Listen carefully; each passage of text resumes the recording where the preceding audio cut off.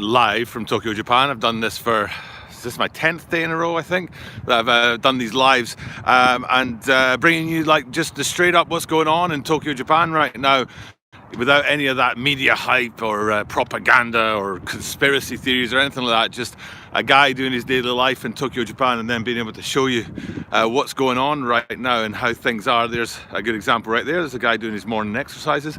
Like I said, it's 7:38 in the morning, and I shoot live from this park every morning so that I can give you guys a perspective of what it's like here and whether or not life is slowing down or if this coronavirus situation is affecting things here in Tokyo, Japan. And I say it at the start of every single one of my videos, or every single one of my live videos about the coronavirus, that because I got an email from YouTube saying that this would not be monetized, then that gave me like the confidence, I suppose, to go ahead and do content about the coronavirus in Japan. So YouTube said anything that's coronavirus related will not get, you know, money or monetized or things like that. And it was as soon as I got that email, I thought, right, well, if this isn't about profit, it's not about clickbaiting, it's not about profiteering or price gouging or any of those things to get money off of somebody else's loss, then I'm in. I'll go ahead and I'll do this and give people a perspective from Tokyo, Japan, unfiltered, every morning as far as I can. And so far, this is the 10th morning in a row that we've been able to do that. And there have been some interesting things that have happened in the last 24 hours here in Japan that we will get into and talk about. But one thing I want to do before we get into talking about the situation on the ground, let's see if I can get this chap in behind me here. Hopefully there'll be a guy there doing his morning run as well. People out doing their exercises, living their lives. They're not huddled at home. The city hasn't frozen still, that kind of stuff. But I do want to say at the start of the video, if you're watching this back later, if the title of this says part 1, it means that we lost our connection to the internet and there's a part 2 somewhere, and that completes this. I won't do a part 3 ever. I'll just do part 1 and part 2. And I'm not sure about the quality of the audio. It's kind of windy out here today. At least it's not rainy. The last few days I've been stuck in the rain, and if when it's raining, I usually huddle under this thing here. It's not the most effective way to protect against the elements, but it is better than standing out in the rain. But today, no rain, a little bit of cold north wind blowing through and a bit cloudy, but at least it's not raining, which is a plus for me.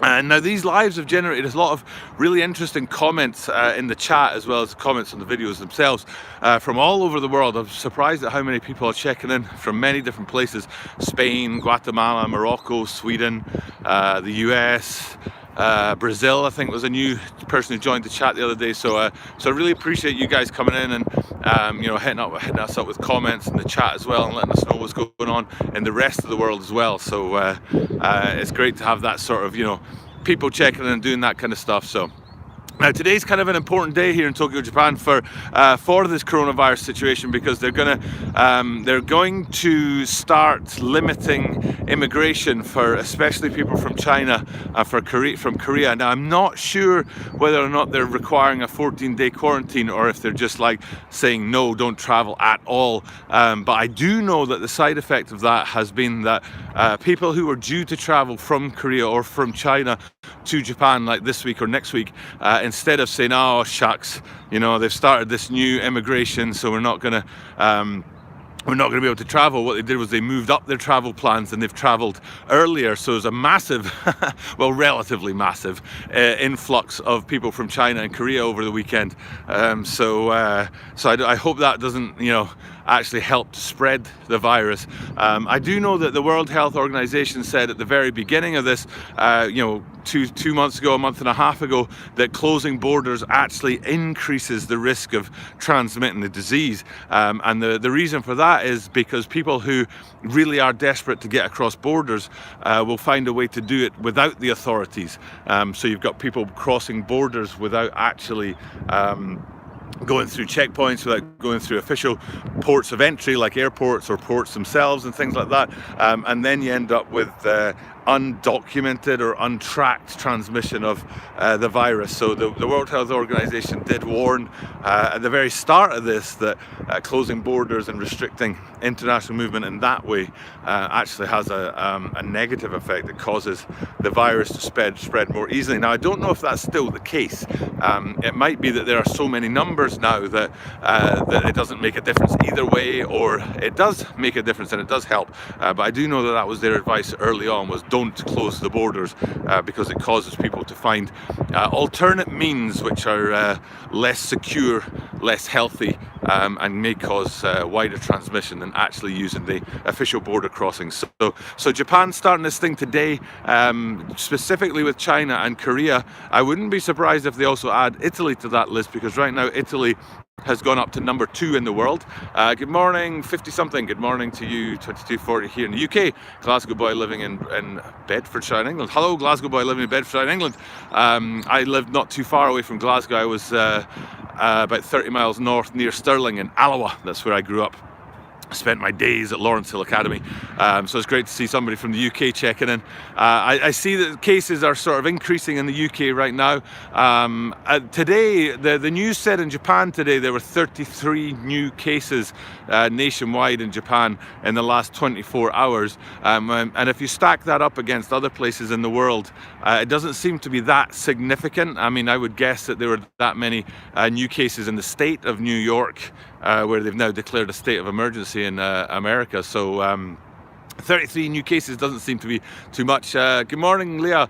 Good morning. Only 5 cases here. New Zealand, you're the first New Zealand person. Thank you. Heading to Japan, our young kids, 3 weeks priority time. I think I read the whole thing. In fact, let me click the little icon down here that will show me the chat, and I can reread that one more time. So it said, heading to Japan with our young kids in 3 weeks. Mostly worried that everything is closed. Yeah, that's a concern right now. As far as closed goes, we talked about this in the live yesterday, because I do this every morning. And here's, there you go. Look, there's a young family running around. So that's not to say that in 3 weeks' time, when your family are due to arrive, it'll be something that people should be doing or not, but it's great to be able to see that people are doing that. Good morning, Hiking Deep. I did a video about you yesterday. And Hike's probably like, what? But Leah traveling from New Zealand, things being closed, they've started to shut things down. Sporting events are now done in front of empty stadiums. So you've got baseball games where they're whacking away and stuff like that. Yeah, it's not raining today. So grateful as well. Don't have to be under that blasted tree right there. But it is cold and windy, so I hope the noise, I hope you're not troubled too much. So morning, Mo. That's Trinidad and Tobago checking in. So we've got New Zealand, Trinidad and Tobago. We've got the US, and then Glasgow as well, Scotland. So well, you're in England, so I suppose that counts as the whole UK, Scotland. Thanks for the 3 thumbs up as well, whoever's giving me those thumbs up. But yeah, Leah was saying that she's thinking of traveling here in 3 weeks' time, but I don't know how things are going, so the video drops a week today, Hike, so it's a while away. But I saw a pair of shoes and I was like, that's them. I don't care. I don't care if anybody else hates this shoe, and I don't care if nobody else buys it, and I don't care if it's like 5 months down the line before this thing goes on sale. I'm making that video right now, so that'll be in a week's time.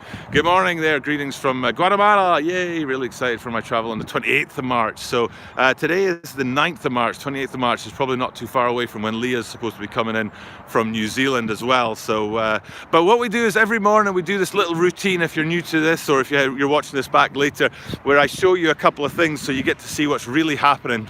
One of them is right here, is this junction right there is a measure for us of how much life is still trickling along here in Japan and stuff, and you can see cars still driving around on there, so that gives us a little sense of the fact that, you know, the country is still waking up. It's 7:45 in the morning right now, and people are getting ready for their week. It's Monday morning, but yeah, you know, cars and trucks still on the streets, so you know, the city isn't frozen, unlike Italy. Flipping heck, 16 million people in quarantine. That's not a quarantine. You can't quarantine 16 million people. That just doesn't sound like a quarantine to me. I don't know what that is. Just cordoned off. Doesn't sound like a quarantine, but oh, I've skipped past one of our people, but down here there's usually some people doing their Tai Chi. So yeah, 16 million people in quarantine in the north of Italy, Mo. it's quite incredible, and it's incredible that they might have the infrastructure and the means to do that. So you'll have to tell me, 9 watching, yeah, and the record's 14, but 9 after 10 minutes is a very, very big record. But please tell me in the comments if the audio is struggling with this wind, because I can't tell or not. Sometimes you have a guy and his son, father and son, playing catch there, and they're not there, so that might be the sign of the times, I'm not sure. But the other place that we go to is across to the river over here, where you'll see the Sumida Gawa. Gawa means river, so Sumida River, Sumida Gawa, and this is a pretty good place to shoot. Now you can see I'm squinting a little bit, and I'll be into the sun a little bit, but we often look at this. It's hard to see with the sun behind me, but the highway there and the traffic moving on there. Thank you, hiking. I appreciate it. Audio fine, thanks. Great to see Japan has dropped to 9th in the number of cases. Alas, Japan hasn't dropped. It's just everybody else has gone up. So, but yeah, the traffic's still moving on the highways there. I'm actually watching. Right now. There's one of those petrol tanker trucks going by there, which is a recommendation I have to you people out there. If you're watching this, is keep an eye on Saudi Arabia and Iran, and if it really goes down the tank in Saudi Arabia and Iran, and get petrol in your car. I do not recommend stockpiling petrol in your house, obviously, but I do recommend that you have a full tank of gas if you need to, because that might be the next thing to go. So yeah, in Italy they've quarantined the entire northern quarter, I would say, of the country, and I think it is a quarter of the population against this, where there spikes in numbers. They're second most number of cases in the world behind China, so they've taken over from Korea in that respect. A large number of fatalities as well, so it really is starting to spread very, very dangerously in Italy right now. Hike just said something, I missed the thing. There's a little button I get to press to catch back onto that, so let me see what Hike just said. No, I can't see it. Can I see it? Yes, I can. We need more cases, as Trump said that they need to maintain our #1 position. Made it today. Yes, thank you, Cedar, appreciate that. So Cedar, I think you're in Australia, is that right? So I was just checking the audio, the visual back, the chat back, to see what Hike had said about Grandmaster Trump. So, but yeah, so I don't know where we're going with this. You can see there, that's my junction that I like to show you guys. I showed you earlier. There, hi. The cars all lined up. So people going about their daily lives. Nothing much is changing, really, as far as this Monday morning is concerned. You'll see a guy over my shoulder here on his bicycle going by. Where is he? Where is he? There he is. Wow, the wind's really picking up.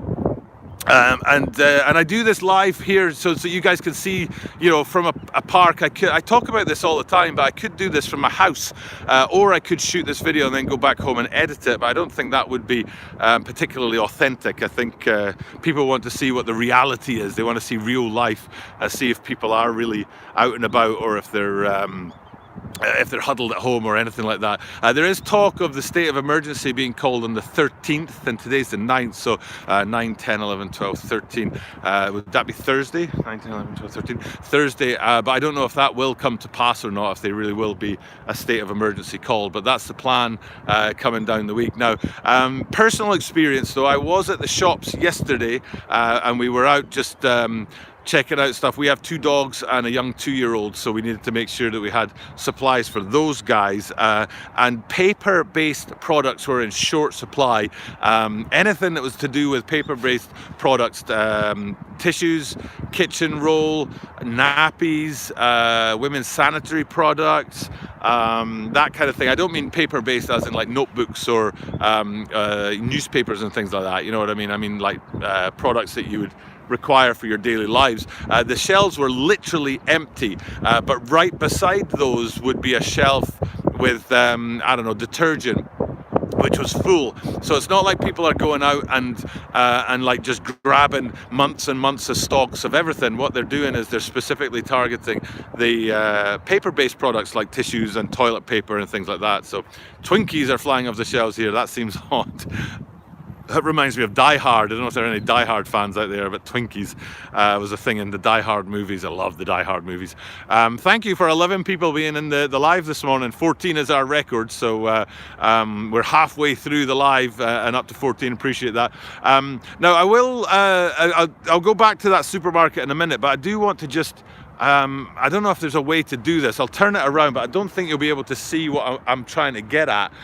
There's a lot of people in the park today, like a lot. 1, 2, 3, 4, 5, 6, 7, 8, 9, 10, 11, 12, 13, 14, 15, 16, 17, and just a quick sort of 360-degree turn. I counted 17 people at 7:50 in the morning. So that's quite a lot of people to be in the park at this time in the morning, and quite a lot of them are kids as well.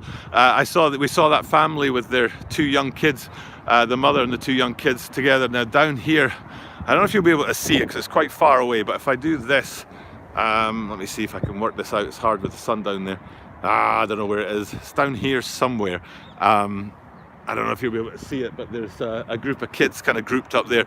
With the schools being closed, it's causing quite a lot of issues for kids basically being at home and absolutely bored out of their brains. Apparently, with China closed their schools something like 6 months ago. Smartest preppers here supply food, McDonald's hamburgers and fries. The junk never goes bad. Yeah, just get yourself some McDonald's if you need to stockpile anything. That stuff is just...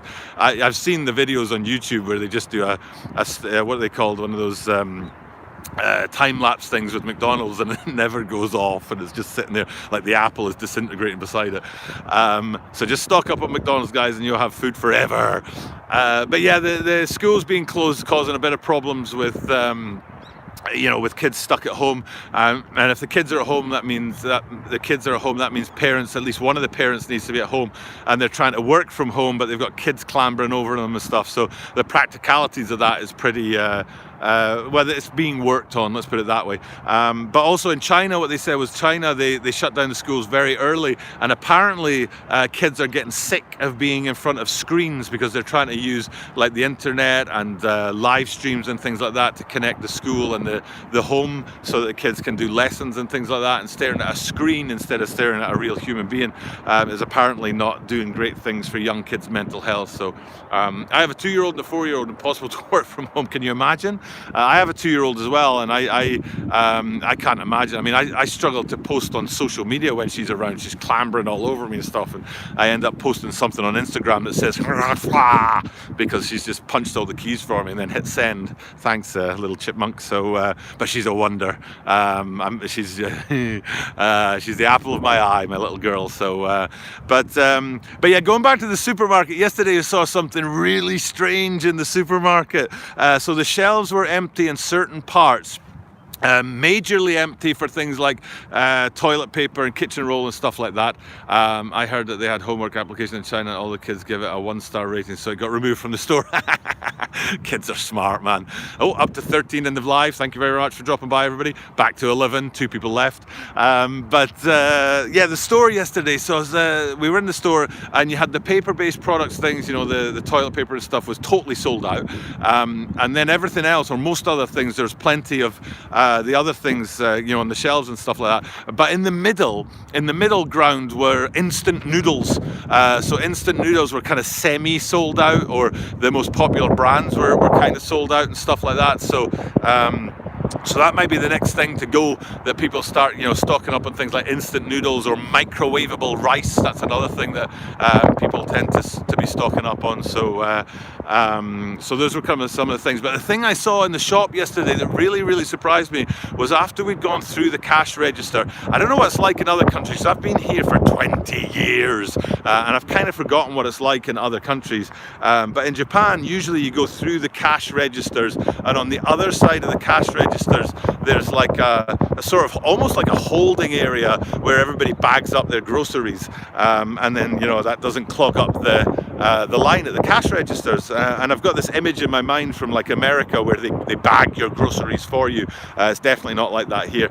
So there's this little sort of holding area after the cash registers where you take your shopping and a bunch of bags, and you bag it all up and take it to your car or whatever.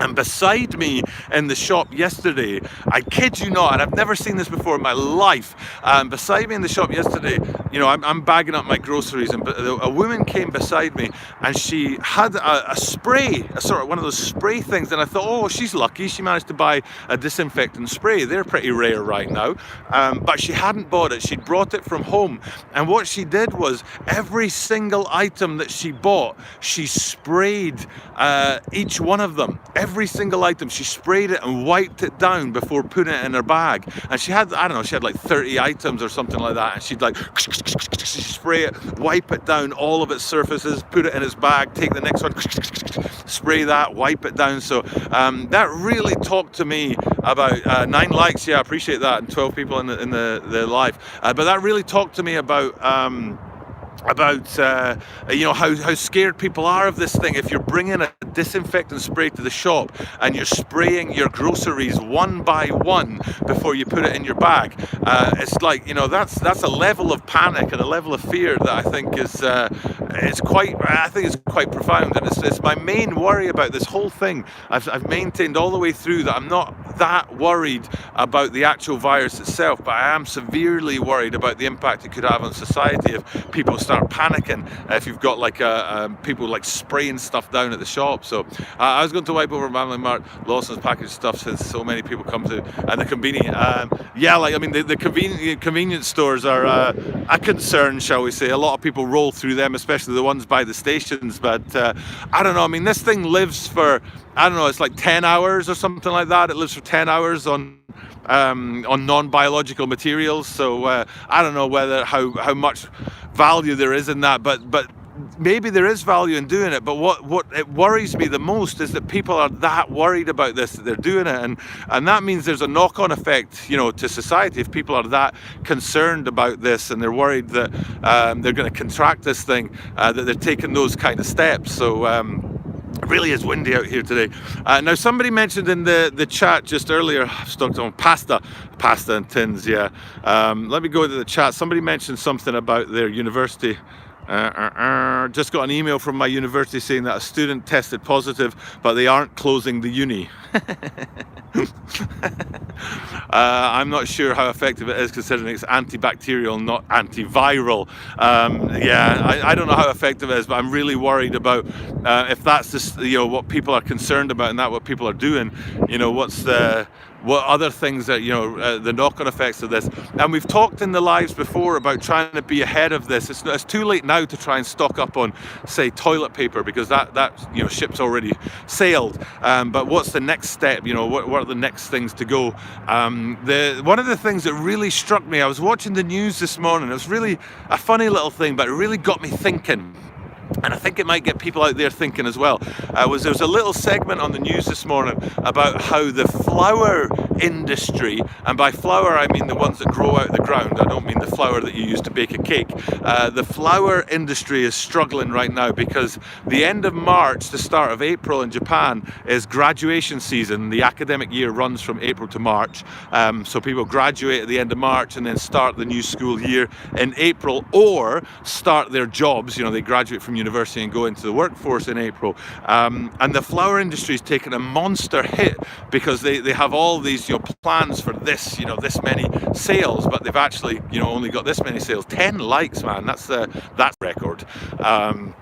But yeah, the flower industry is taking a massive hit, and it made me wonder about that secondary and that third and fourth sort of level impact of this, not just the primary kind of impact of it, but the impact on small businesses. I would never have thought about the flower industry, and of course there's a flip side to that as well, which is anybody who has an alcohol-based company is doing a lot of business right now, whether it's actual booze itself or if it's sanitizers and things like that. So there are people who do better out of this than most, and there are people who do worse. But just trying to think of what other secondary impacts are there? What businesses are there that are going to be hit by this? The restaurants apparently here in Tokyo, Japan, are very, very quiet right now. and it's very easy to get a seat in there in the restaurants because it's so quiet and there are so few people out and about. So the restaurant industry is definitely taking a hit. Things like, public events, like my daughter I often take my daughter to play park stuff. You pay $10 to spend an hour in a play park or something like that. So those places are taking a hit as well. But that flower industry story, it really struck me. It really struck me. I was like, wow, I never really thought about that. I wonder what other industries are struggling. I was also thinking the other day, I wonder if taxis are doing really well because people don't want to travel on public transport like buses and trains and things like that. Because I had originally thought that maybe taxis would struggle, because they're an enclosed space with just the driver there. But in actual fact, if you think about it, you're limiting your contact with the number of people, even though it is just you and the driver. So maybe taxis are doing a lot better than I had assumed. So there's a lot going on out there right now, guys. A lot of things seem to be happening. This could be a big week in Japan. Do you feel like attractions will be back open next week, or do you think they'll extend it? I'm afraid I'm going to go with it. They'll extend the closures, Cedar. I don't think they're opening things. I think they're going to extend them and expand them, to be honest. I think the middle of this week in Japan, what you'll see is a significant number of news stories coming out about decisions that the government's making to close things down, especially in terms of social events and things like that. Right, there's no limit right now. I saw somebody saying somewhere, why don't we cancel events with 1,000 people or more? And that seems like a bit of an arbitrary number. I don't know why you'd close events with 1,000 people or more. I'm not sure if that's going to be an effective way to do that. But I do think we're going to lose most of the, like social things like that. I don't think events will be going on at all, to be honest, in the middle of this week. In terms of Japan, roughly about 30 or 35 people a day are being diagnosed with this thing. So the numbers are not so high relative to the rest of the world. Somebody said in the chat earlier that Japan had dropped to 9th, and I was just saying, well, actually, that just means everybody else has gone up to 8th, 7th, 6th, 5th, 4th, and 3rd. But yeah, the number of cases here, just 33 a day, doesn't seem so many. I'm not sure, though. I did see something. I'm going to have to research this, so don't take this as gospel. I'm not guaranteeing that this is absolutely true. But I saw something on the news last night that looked like it said that Japan has only tested 7,000 people. And I was like, what? That can't be right. Like other countries are testing tens of thousands of people. And relative to the number of people that have been tested, Japan has very few people. But if you haven't tested that many people, then of course you're not going to get that many cases in the country. So I'm a bit concerned that maybe Japan just hasn't tested that many people. So, but we'll see. I am happy to report, though, that the weather seems to be picking up and it's going to get warmer this week. I'm coming over here to this, I think it's a plum blossom tree. We assume travellers, really thank you for your update. No, I don't mind doing it. I appreciate doing it, guys. 50-something. I work for the Royal Mail, so it's a business that we will start to run out of work. Sorry, that chat, I couldn't read that one, but I'll just open it like so. And it says, I work for the Royal Mail, so as businesses shuts down, we will start to run out of work. We ourselves are so interconnected that big spreader. Anyway, so we'll probably, Royal Mail, 50-something saying that he works for Royal Mail there. I used to be a postman, 50-something. I was a postman back in golly, would you personally advise people cancel trips? Airlines still going. I'll get to the personally advised bit in a minute, Cedar. But yeah, I used to be a postman in university, 50-something. I was a postman for Royal Mail in the centre of Scotland. It was my university job, and my job was to be the postman for 16 weeks, so the 8 people who worked in the office could take 2 weeks off each. So I was kind of like holiday cover to give that flexibility to the system, and it was one of my favourite jobs ever. I loved it. I used to get up at 5 o'clock in the morning and do my run and finish work by about 12, and then go and play golf every day. It was brilliant. I absolutely loved it. Great. No, it really was. Being a postman was great. But Cedar asking about advising about travel and whether or not people should cancel their travel or not. That's a really, really tough question because I just don't know where this is going to go here in Tokyo, Japan. I honestly don't see this thing stopping in like Italy and Iran and places like that. It just seems to be growing too fast.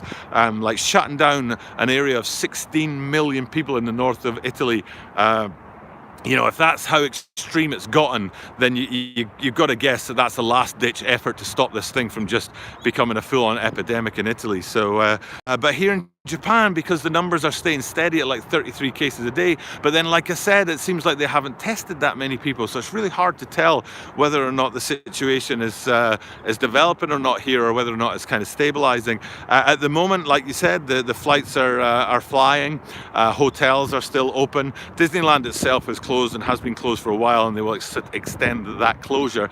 But I don't know if this will help to sort of maybe kind of give you an idea to base your decision on, but today is the 9th, it's the 9th, right? 9th of March, and Japanese schools usually break up for spring break next week. So today is Monday, so next Monday they would go for 2 weeks off, or the Monday after that. So the end of March is the Japanese spring break season anyway, when all the schools would close anyway and stuff like that. And I wonder if they're trying to hold out until then before they start to make massive kind of social closures around Japan, because that's when everything would be kind of closed anyway. So any news on the family across the river? Not a peep, and that kind of worries me.